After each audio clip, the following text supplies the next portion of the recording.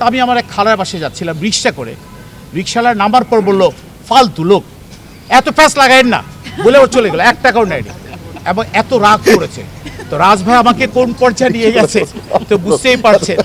তো আমি একটা কর্পোরেট হাউসে কাজ করেছি প্রায় 22টি বছর, চারটিখানি কথা লাগে, সেখানে কেউ বলতে পারবে না যে আমার ক্যারেক্টারে সারা, সেখানে আজ আমার বয়স এত।